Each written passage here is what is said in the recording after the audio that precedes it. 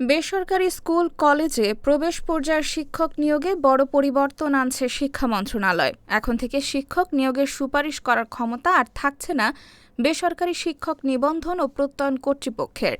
শিক্ষা প্রতিষ্ঠানের managing committee বা গভর্নিং বডির মাধ্যমে শিক্ষক নিয়োগ দেওয়ার সিদ্ধান্ত নিয়েছে মন্ত্রণালয়। গত ৩রা আগস্ট শিক্ষা মন্ত্রণালয়ের সম্মেলন কক্ষে এনটিআরসি এর সার্বিক কার্যক্রম নিয়ে আয়োজিত সভায় এ সিদ্ধান্ত নেওয়া হয়। সভায় শিক্ষামন্ত্রী ড.আ.ন.ম এহসানুল হক মিলন সহ মন্ত্রণালয় ও এনটিআরসি এর সংশ্লিষ্ট কর্মকর্তারা উপস্থিত ছিলেন। সভায় এনটিআরসি এর চেয়ারম্যান জানান, ২০০৫ সালে এনটিআরসি আইন অনুযায়ী সংস্থাটির মূল দায়িত্ব শিক্ষক নিবন্ধন ও প্রত্যয়ন। তবে ২০১৫ সাল থেকে শিক্ষক নিয়োগের সুপারিশ করার পর বিভিন্ন জটিলতা, মামলা ও অচলাবস্থা তৈরি হয়েছে।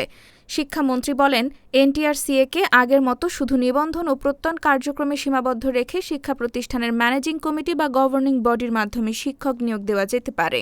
সভায় উপস্থিত সবাই এ মতের সঙ্গে একমত হন। সভার সিদ্ধান্ত অনুযায়ী ২০১৫ সালের পরিপত্রের ভিত্তিতে এনটিআরসিএ আর শিক্ষক নিয়োগের সুপারিশ করবে না। এজন্য প্রয়োজনীয় আইন, পরিপত্র ও প্রজ্ঞাপন সংশোধন করা হবে। এদিকে ১৮তম শিক্ষক নিবন্ধন পরীক্ষায় উত্তীর্ণ ৯,৮৪২ জন প্রার্থী তাদের পছন্দ অনুযায়ী শিক্ষা প্রতিষ্ঠানের স্ব-উদ্যোগে ম্যানেজিং কমিটি বা গভর্নিং বডির মাধ্যমে নিয়োগ পাবেন।